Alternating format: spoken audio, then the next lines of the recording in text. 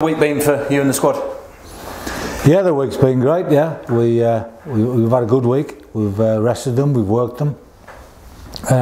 Trained well today. The group, yeah. So yeah, they're up for the challenge. Absolutely, yeah. Needed a bit of a rest maybe after what has been a fairly, lengthy 10 days where they had to travel a lot. It was, but we're not making any excuses. A lot of teams have to do that. We'll overcome that. We were happy with the points haul that we got over those 2 or 3 games. So the boys had the Monday off, had a bit of a rest day, Monday, Tuesday, came in and worked hard, and we've worked hard today, and we'll work hard tomorrow and get ready for it'll be a tough game against Donny, yeah. No Collins, so you obviously need someone in there to replace him, but you've got plenty of candidates. We have, absolutely thrilled for James to go away, and hopefully he'll get some minutes and get his first cap, which would be a magnificent achievement for him, for his family, and obviously for Luton Town Football Club. Having someone represent the country again. So now we have plenty of options in terms of the strikers department. So we'll have a look at it. We've got a plan in mind. So hopefully we can get that sorted out. I suppose it's good that it coincides. Collins being away with Hilton back scoring goals. Well, it's good that Danny is fit and well now, and as you said, scoring goals, yeah, and making a big contribution, as they both do. So yeah, really. And we have a lot of other options in terms of you got Harry Coney, you got Jason Cummins, you've got Kaz, who can all go and fill in any position in the front three. And whoever comes in and whoever plays up front, it's just going to be. It will be obviously slightly different to having Collins up there. So you could play slightly differently. Well, we know what Colo is. Colo's he's a big, strong lad. He holds the ball up well. Absolutely works his socks off. We're asking the new lad to come in, whoever's going to play to match his work rate, like all the players do. So now it'll be a different parameters, but different kind of shape to the front three, basically, if we play that way. Alan McCormack, how's he? Alan's having treatment. He probably won't make it this weekend.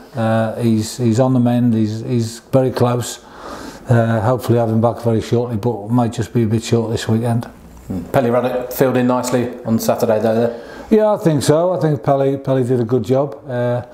Tough game against Gillingham, as we all know. We've repeated ourselves, and he played well, Pelly, in terms of what we asked him to do. He's a big, powerful lad, and in terms of him getting on the ball, I thought he was more than adequate in what we asked him to do, and I thought he performed very well.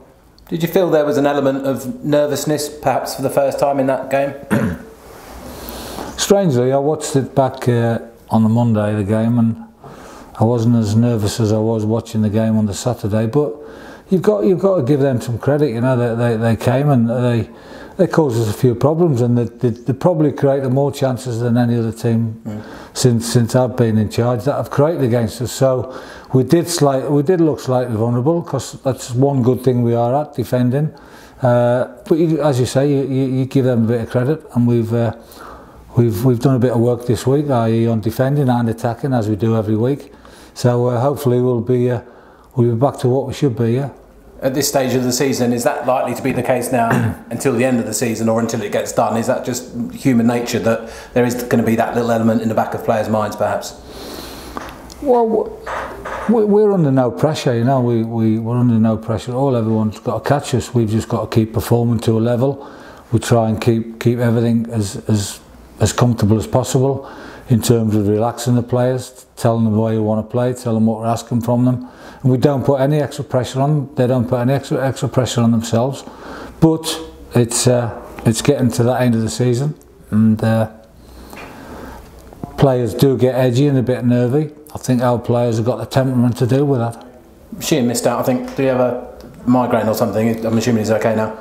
Yeah, Alan came in on the Saturday morning and didn't look very good. He looked a bit washed out. So we sent him home, and he's rested up now, and he never played in the development game Tuesday, but he's trained the last couple of days, so Alan's back in the fold, yeah. Even having him in the dressing room at half time would be a big boost for your players. It's massive for us to have the likes of Alan Sheehan around.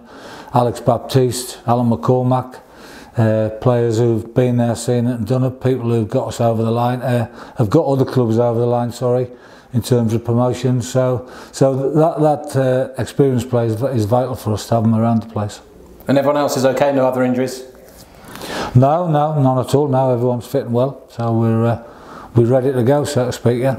And Doncaster, you came up against a really good striker in Eves Saturday, and this week it's Marquis who's decent up front for them. I know John personally. I know him very well from his Millwall days. He's gone. He's having a good career. He's having a really good spell at Doncaster. The way Doncaster plays suits the way he wants to play. He's always looking on the shoulder. He's dangerous, very dangerous in the penalty area. Got good movement, and his goal record's spot on. So he's playing in a good team as we've seen. I went up to watch them last weekend against Barnsley, and they performed very well in the first half, and basically could have been out of sight by half time. And they obviously have got plenty to play for. Their form has just dipped a little bit without a win in, I think, 7 or something. But at this stage of the season, again, like we keep saying, there aren't going to be many teams that aren't playing for something now. Well, if you look at the league table, I mean, past halfway, I mean, people are fighting relegation battles. There's hardly any points gap between, I don't know, someone in 14th and someone in the drop zone. So everyone more or less have got things to play for, and obviously Doncaster have a big fight on their hands to get in the playoffs, and they're a dangerous outfit, and they've got some good players and a good team. Cool, thank you. I know you'll look elsewhere, but Sunderland aren't playing now for a couple of weeks with other games not playing. I mean, how big a chance is this to really put some pressure on them and make that gap even bigger than it is at the moment? Well, we'd like that, obviously. It's a big challenge. Sunderland, I think, have 8 games in April, which is a massive amount of games, and it'll put a lot of pressure on them. Yeah, I keep repeating myself, and I keep saying to the players, we just got to look after ourselves. We look after our squad, our players, about how we go about our business, and that's, I keep repeating it, but we can't affect what happens and all that, you know. And Sunderland, through their own success, i.e. having good players who've now gone off international duty by getting to the Checker Trade Trophy, so they've had a successful season in terms of that. So it might be a burden on them in terms of all the games they've got to play in the coming weeks. Obviously you call up for James Collins for Ireland, but youngster Jack James is playing for the under-19s as well at the moment, doing well out there. Just how much of a boost is it to mark him doing well too? I think what helped him was he went to Havant and Waterlooville on loan, and he's playing men's football, so that would definitely help him. And I saw the 1-5-0 the other evening, so that's great for Jack, and we're delighted for him.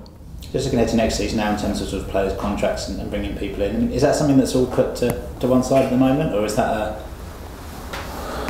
Is it? No, not at all. No, we're still working. We're still working to. We have to keep planning, i.e. for both leagues, albeit we're not sure where we're going to be. So we have to continue our plans, yeah, going forward. There was reports up in Scotland out this week that you were linked with Graham Shinney, obviously brother of Andrew. I mean, is that anything in that at all, or is that just sort of speculation coming from up there? We have a scout up in Scotland.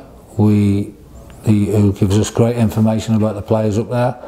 Graham Shinney, I believe, is on a lot of clubs' radars, and he's just so much been alerted to us. So there's nothing in it at the moment. But we always have an interest in good players. What kind of, he's a midfielder, I think, isn't he? Is he someone you've watched or seen? Yeah, I know him very well. Yeah, I've watched him numerous times. He's a holding midfield player and cover fullback, and he obviously has a big connection here with his brother. So you kind of are still looking at players, as you mentioned? Yeah, absolutely, yeah. We look at players. I'll get on my laptop this afternoon and have a look at 1 or 2 players, because there's still a continuing stream of emails and messages coming in regarding players for next season.